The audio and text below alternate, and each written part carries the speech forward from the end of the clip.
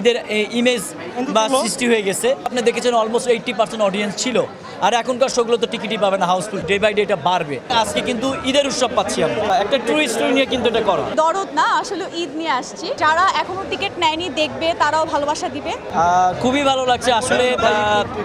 এইরকম একটা গল্প তো আপনারা অনেকেই হয়তো, এইরকম গল্প কিন্তু বাংলাদেশের জন্য নতুন এক্সপেরিমেন্টাল সাবজেক্ট, বিশেষ করে শাকিব খানের জন্য।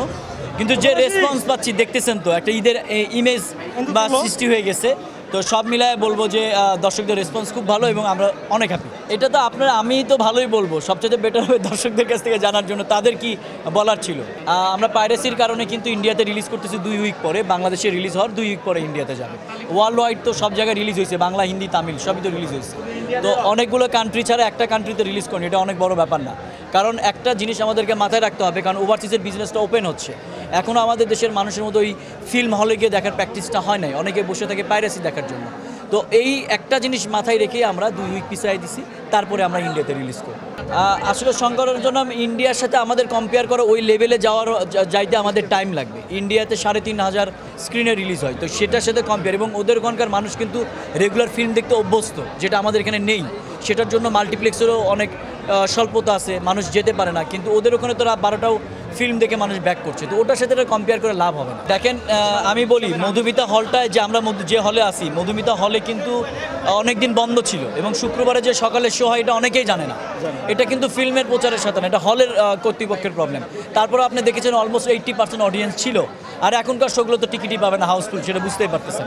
তো ওই জায়গায় আমরা বলতে চাই যে এটার রেসপন্স অনেক ভালো, এবং সে ডে বাই ডে এটা বাড়বে। কারণ এটা কিন্তু আপনারা দেখেছেন, গল্পটা কিন্তু ফিমেল ওরিয়েন্টেড, একটা ভালোবাসা, একটা হাজব্যান্ড ওয়াইফের কানেক্ট করতে পারছে মানুষ, যেটাই কিন্তু একটা ছবির প্লাস পয়েন্ট।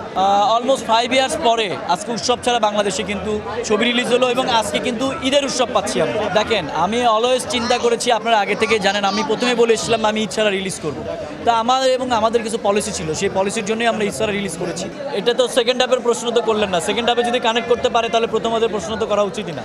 না, ফার্স্ট হাফের তো গল্পের কানেক্টিভিটি, আমি আগেই বলেছি যে এটার কানেক্টিভিটি ফার্স্ট এবং সেকেন্ড হাফেই তো গল্প ক্লিয়ার হবে, তাহলে তার সাসপেন্সের সাইড ক্লিয়ার হলো না। তো আমি তো আগেই বলেছিলাম যে এটা আমার একটা ট্রু স্টোরি নিয়ে কিন্তু এটা করা। হাজব্যান্ড ওয়াইফের মধ্যে ভালোবাসাটা এরকমই হওয়া উচিত। দেখেন, আমি তো নিজের ছবি দেখছিলাম, কানেক্ট করছিলাম, আমার তো অনেকবার দেখা ছবি, তারপর আমার কাছে একবারও পুরনো মনে হয়নি। আমার কাছে মনে হয় যে আমি নতুন করে আজকে দেখছি, এটাই সবচেয়ে বড় বিষয়। যে আজকে দর্শকের মধ্যে ঈদের আমেজ চলে আসছে, আমরা ঈদ নিয়ে আসছি, দরদ না, আসলে ঈদ নিয়ে আসছি। সো সবার এখন পর্যন্ত সবার খুব পজিটিভ একটা রিভিউ দেখছি, দর্শক খুব ভালোবাসা দিয়েছে, এখনও দিয়ে যাচ্ছে। মাত্র তো এটা ফার্স্ট শো গিয়েছে, সামনে অনেকগুলো আরও শো আছে। যেহেতু আমাদের বাংলাদেশের মোটামুটি প্রত্যেকটা হলের টিকিটই সোল্ড আউট দরদের।